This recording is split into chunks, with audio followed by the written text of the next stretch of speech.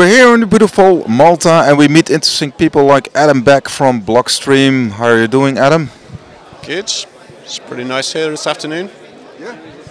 So could you please, Blockstream is actually building a sidechain on the Bitcoin network. It's called Liquid. Perhaps you can explain what Liquid is essentially. Yeah, so like other networking systems, you tend to see over time layering and modularity. So with TCP/IP, there's the IP layer, and then some more kind of flow control layers, and then protocols specialized for different use cases like VoIP and web and mail. So in the blockchain space, there's Bitcoin, which we really view as the kind of TCP/IP layer, but then there are modules or layers. And so one example of a layer that adds new features and capabilities and is optimized for particular use cases, Lightning, which is provides advantages over the main chain, but also makes some trade-offs to achieve that. And so we have been working for a number of years. So the company was formed around this technology on something called Liquid, which is another layer 2, effectively. And this one is structured as a sidechain. And a sidechain is an independent blockchain that is related in some way to the main chain, and the main chain is Bitcoin in this case.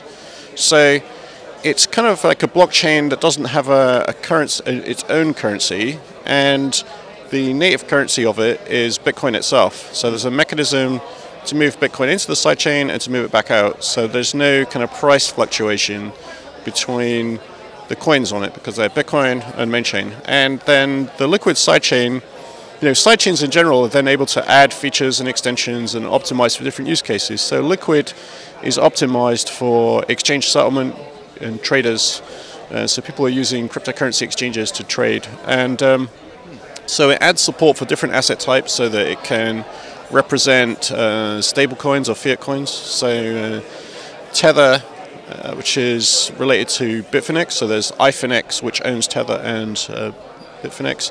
And they're working on issuing Tether, so US dollar coins, onto Liquid itself. And the advantage there is that with Liquid you can transact quickly, so you can move coins between one exchange and another in a minute or two, and you can move between a cold wallet, a Liquid cold wallet, and an exchange quickly.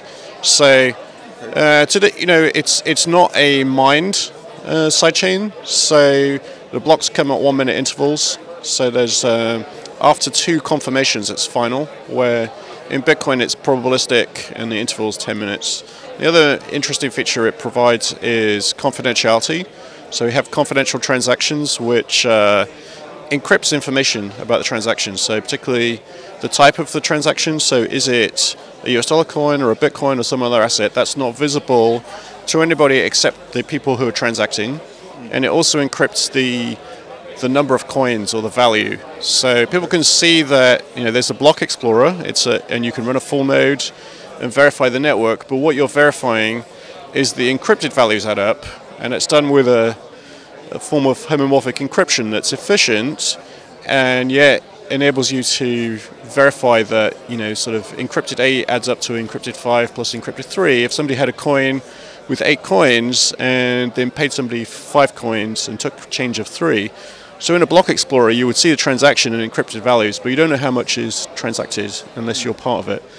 But you do get the assurance that it adds up, which is the important invariant for blockchain integrity and security. Right. So Liquid is a sidechain, and it actually serves also exchanges like Bitfinex and the stablecoin Tether. So you have a partnership with iFinex, or no? So it's an open network, and it's operated. In the sense that anybody can download a full node and run it and evaluate the network. There's a block explorer you can look at to create assets on it. An asset is just a special kind of transaction, so you can pay a small fee in Bitcoin and create your own assets. Now, the challenge for the asset to have value is you have to find an exchange to list it, and you have to explain to the people investing in it why it has value and why they should trust the issuer to do something with the investment or to hold something in custody. underlying the investment. And so Liquid is a kind of federated chain, so it's operated by a collection of exchanges. And there are 35 exchanges today, Bitfinex being one of them, but many other participants, including some Bitcoin exchanges, some conventional exchanges, like SIX, the Swiss Stock Exchange, is a participant. A company called Crypto Garage, which is a joint venture we have in Japan between Digital Garage and Tokyo Tenchi and Blockstream.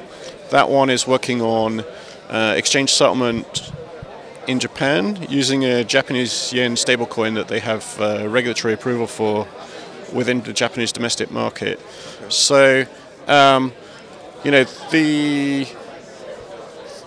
there are many exchanges and many assets coming, basically. All right. So, I mean, how do you see the sidechain develop? Like, I mean, we need sidechains to actually process all these thousands of transactions, or hundreds of thousands, millions of transactions, actually, in this decentralized new economy, or? I mean, sidechains are not really a scaling technology in the same way that Lightning is. They can scale a certain distance because some use cases can, can tolerate or accommodate more expensive validation.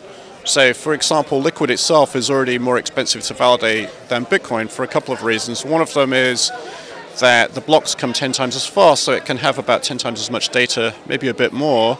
And also, secondly, because it's more CPU intensive, because all of the range proofs and homomorphic encryption make for more cryptographic operations to verify. So it's more CPU intensive to verify it and more bandwidth intensive.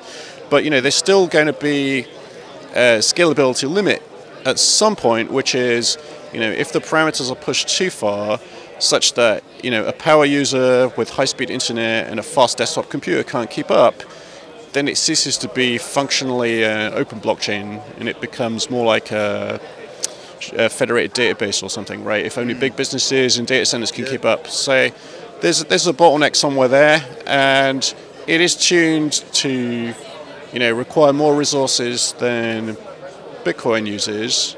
It can be pushed a bit harder still, but I think there are practical limits. So, you know, for even higher transaction throughput, then people look at things like Lightning, which have lower data complexity. So they send less messages, they send less data in a broadcast way, and they send it more in a direct point-to-point way. And so Lightning is an example of that. And actually you can do Lightning in principle on top of Liquid, and even on top of both Liquid and Bitcoin. So for example, you could exchange a Liquid Bitcoin, which is just a Bitcoin that's been moved into Liquid, for main chain Bitcoin using Lightning. You know, you could route a payment that comes from one and goes to the other, or you could make a Lightning channel that involves other assets, potentially.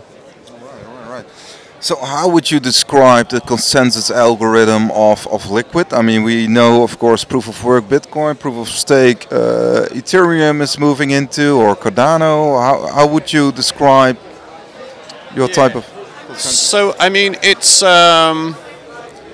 not using proof of work, so it's not probabilistic, and it's federated, so there's a fixed set of signers, so there's no kind of dynamism of people coming and leaving and sort of starting mining and stopping mining, right? So, and then it's just using conventional consensus protocols from distributed systems to arrive at, you know, basically the nodes in the network, which are block signers. How many are there? At the moment there are 15, and there are 35 exchanges and 15 block signers, which are which come from that set. Okay. And it's basically round robin. So once per minute, each of the block signers takes the turn to propose a set of transactions for a block, and that's shared with the other block signers, and they verify it. And presuming it's correct, once 2/3 of them sign it, that becomes the next block, basically. Okay. Are you tend to increase the number of block signers, or? Yeah, we will increase it. So we're working in the next major version for more dynamic block signers and larger block signing sets. One of the factors in that is on the main chain, the bitcoins that are moved into the sidechain are stored in a big multi-signature. And big multi-signatures are big. And but there's new technology on the horizon which can make big multi-signatures smaller, namely Schnorr signatures, which are in development. There's several BIPs now. So we're looking forward to that being introduced and allowing us to support larger multi-signatures more efficiently. What does it mean? Sorry to interrupt, but the Schnorr signature, what is it actually? So Schnorr, so historically, Schnorr signatures were introduced first. It's a form of discrete log signature by Professor Klaus Schnorr, and he patented the algorithm. And when it came to standardizing on a signature algorithm, the US government had some debate and didn't want to pay the patent fee. So NIST, in collaboration with some other US agencies, developed a variant of it which they asserted didn't infringe on the patent, and that was that was DSA. And that became the standard for a while because it was patent free. And actually the DSA algorithm is inferior slightly to Schnorr. It's a little bit more complicated. It has less sort of robust security proofs, and it's less flexible mathematically. So because of that mathematical flexibility, there are some things you can do more conveniently or better with Schnorr that you can't do with DSA as easily. Namely, you can have a kind of, something like a 3 of 3 signature in the size of a single signature with Schnorr, where it's 3 times bigger in DSA, and it also has support for blind signatures and things like that. So it's just generally more flexible, and it allows you to sort of add up the public keys and then have a signature that can be verified using the sum of the public keys of the signer. So that's something that's not as easy to do with DSA. I wouldn't say impossible, because there are some esoteric protocols, but they're quite complicated and therefore may become fragile when implemented. Okay. So, of course, just a few more questions about the Bitcoin network. I mean, how would you, Satoshi meant it as electronic peer-to-peer cash. So, and it seems like it has been evolved in more of a store of value. What's your opinion about it? Well, what does cash mean? So, I think the cash could be argued to be about immediate final settlement, right? And then the other question is, if the technology has scalability limits, which it does because it's broadcast and it uses in aggregate, a lot of storage and a lot of bandwidth, and it becomes expensive for new participants to join the network and catch up with it. So then you just see a normal market effect, which is the people who have most value for it will use it.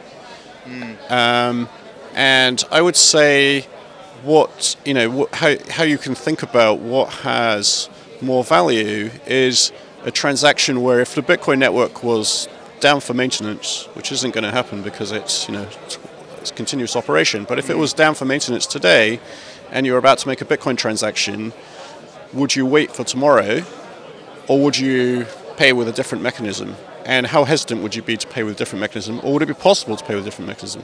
So I would say if you don't make a different payment type, then you are using Bitcoin, you're getting more value from Bitcoin. It's enabling you to do something you couldn't do otherwise, or it's providing you with more privacy, or the ability to bypass some limitation or control, or that the person you're sending to doesn't have a bank account or is in a country that's difficult to send money to.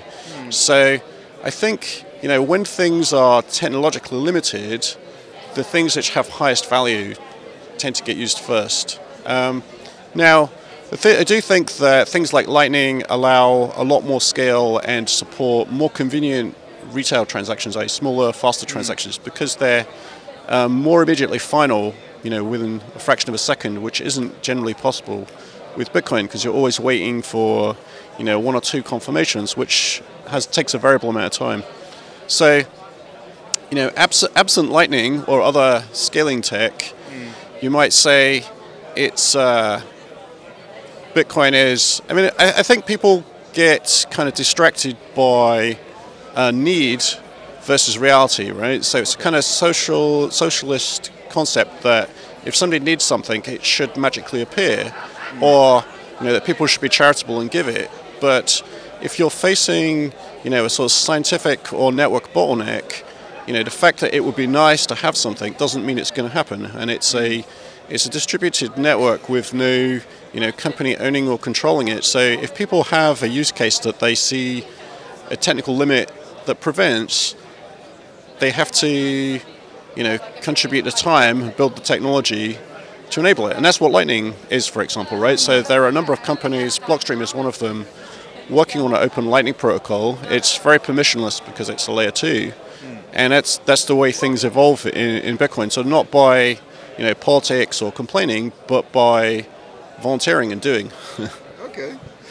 Yeah, I mean, there's a debate, of course, going on about the blocks and how big the blocks need to be. Then there was, of course, the hard fork, and Bitcoin Cash wants to create bigger blocks, like 32 megabytes, I think, in the end, or even more. What do you think of that debate, actually? I mean, why are bigger blocks not necessary?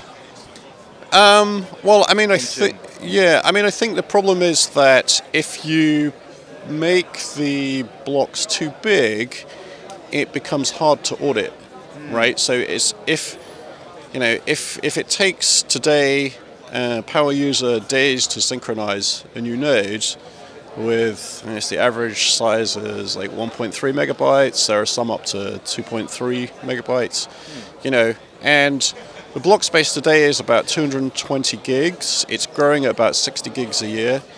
And it's in total, 60 gigs additional each year. So it's growing much faster than, I mean, the first 10 years is about 200, but, you know, it's growing by 30% a year at the moment. So it's growing quite quickly, and that's, you know, it's growing faster than bandwidth and the compute resources grow to keep up, in effect. So, you know, people are always working to optimize and make different sort of configuration options. But, you know, if you go too big, then if a regular user with a regular internet connection and a regular computer can't keep up, then they're not verifying it. And if you're not verifying it, that's okay, and somebody could opt into that. But I think most kind of Bitcoin users don't want that to become the new norm for Bitcoin itself, because it changes the dynamic from being a peer-to-peer electronic cash to being a company-to-company electronic cash, which isn't really electronic cash because companies are faced with, you know, orders to do things and they have to comply legally. So that would kind of, you know, remove a lot of the differentiating properties, and that's where the phrase, you know, becoming a PayPal 2.0 comes in, because if all the parameters get pushed up so that the only people that can afford to operate nodes are companies in data centers, then they're going to be forced to apply policies to those. And if they apply policies, then we've seen where that goes. That goes where PayPal goes, right? If people forget that PayPal itself was, in its early days, a disruptive startup trying to, you know, make banking services more permissionless and more free form, but over time they became equivalent to banks in terms of, you know, the policies they apply to payments and things like that. So I just see it as a kind of mistake. Now, it's just there because of technological trade-offs, and the technology is evolving all the time. So I think it's better to focus on more efficient protocols that use a lot less bandwidth to get the same effect, like Lightning, and there would be other layer 2 things that could be done. And then we're gonna pay with these. I mean, for instance, we have the Blue Wallet that works with Lightning. I mean, we're actually gonna pay with it. Yeah. I mean, it's growing quite quickly. I mean, in terms of the number of channels, the number of wallets, the network capacity, it's double-digit percentages per month, and it's becoming sort of, you know, easier to use, more reliable, faster to start, easier to understand from a wallet UI perspective over time. So I think, you know, if you look at the amount of developer energy and the number of new startups, it's really accelerating very quickly. There's a lot of active interest in building applications and funding, people funding new companies and starting new businesses that are involved in Lightning payments or different areas of Lightning use. Yeah. Yeah, some say, just a few more questions, some say that how do you say, some of these wallets are all custodian wallets, so you don't own your own private keys. I mean, Blue Wallet, for instance, is in the end a custodian wallet, so there's a third party owning the keys. Yeah, I mean, there are different wallets. Some of them you have your own keys, and some of them are custodians. So I'm supposing the custodian is partly because there's so much excitement about the space that people want to be first to market, and it's a little bit easier to build a custodian wallet because you can, control the reliability. You can simplify a little bit, and you get to market first and improve it later. So now some of the other wallets, they are self-custody, and they're in different form factors. So some of them are actually a remote control. So Blockstream has one that Nadav Igvi implemented, where you run a Lightning full node somewhere, like at home or in the cloud. Like a Casa node? Or? Yeah, it could be. And you run Lightning on it as well. And then you have a smartphone app, which looks like a smartphone wallet, but it's actually a remote control for your nodes. So that's another configuration. So there are lots. You guys make it? Yeah, we made that one, yeah. So we have a Lightning implementation called C Lightning. And then Nadav is a kind of contractor, independent developer that does a lot of Lightning things. He built Lightning Charge as well, which is a web store plugin. So we operate a web store called Blockstream Store, which sells swag and stuff. Okay. And that's using Nadav's web store. So it's a plugin for WooCommerce, which is a WordPress store feature, and we just chose it because it's a very popular store and very easy to use for people. So it's a way to run a Lightning store. Cool. And just two questions, and then we will within a few years' time, like 2-3 years' time, there will be like quantum computing, and some of these people are talking about quantum proof blockchain, or what do you think of that? Will the Bitcoin network, because it's attacked every day, will it actually be quantum proof? I mean, I think it's possible to introduce new signature algorithms, and that's what Schnorr is. It's a variant, so it's not a quantum proof or post-quantum algorithm, but there is active research in post-quantum algorithms, and it's definitely possible to make post-quantum secure signature algorithms.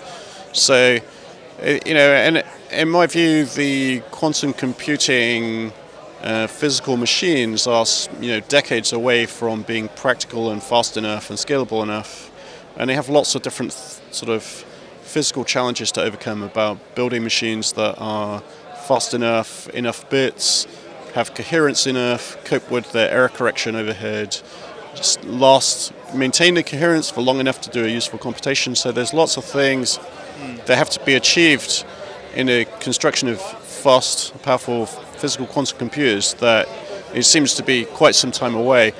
And in the meantime, the research on post-quantum algorithms is ongoing. So there are already today post-quantum algorithms. They just have, maybe big signatures or something like that. So people are working on more advanced, flexible, and small, provable post-quantum algorithms. And so I would see, if that develops in a big way, at some point additional signature algorithms being added to be post-quantum secure. Cool. Yeah, we always end with like this very cheesy question, like what are your favorite projects in the space? Probably one is very obvious, but perhaps you have a few others that you like or get inspired by.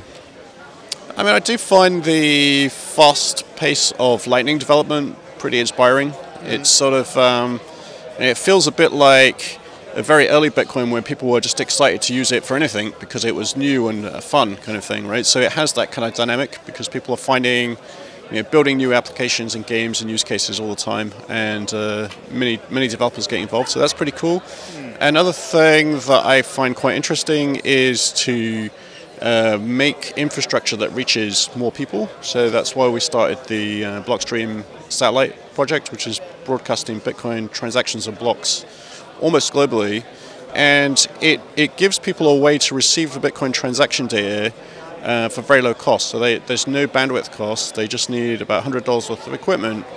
And for us in Western or developed countries, the cost of enough high-speed internet to keep up with the Bitcoin blockchain, which may be between 10 and 100 gigs a month, depending on whether you disable relaying or not, is something we can cope within a high-speed bandwidth plan. But in some emerging markets, the bandwidth costs more per dollar.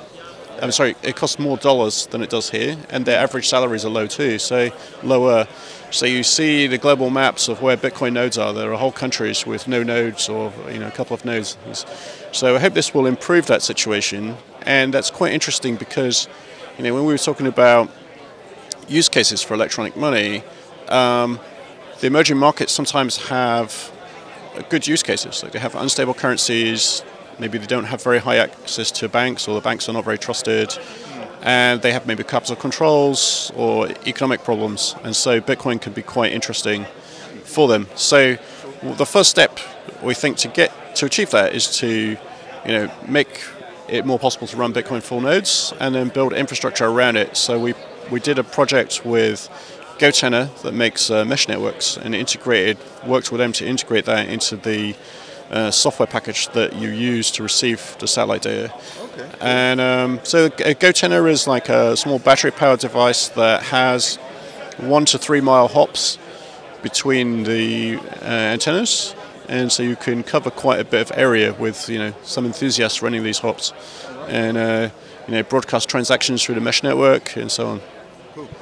And of course you have projects perhaps like memberwendel or maybe Cosmos or Polkadot, or you got lots of them. Are those of any interest for you, or?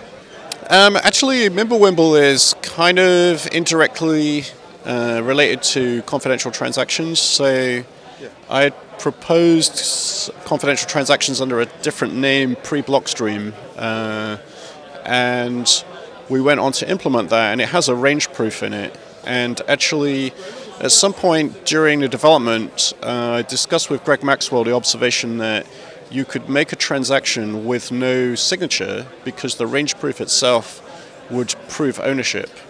And that's kind of a big part of what memberwendel does. So when memberwendel was released, we went back and fixed up a few minor things to allow memberwendel-like transactions in Liquid chain as well. Okay. So the one downside with memberwendel is it requires the recipient to be online, so it's more like Lightning, and that's kind of inconvenience. But it has some long-run scalability and privacy advantages. So generally, I'm also interested in fungibility and privacy technology, and making things like confidential transactions more compact and scalable, so they can be adopted, potentially by Bitcoin itself. Okay, cool. Thank you very much, Mr. Beck, for your time. All the best with your talk, and hope to see you again, maybe in the Netherlands. We also have lots of blockchain events. So yes, thank you.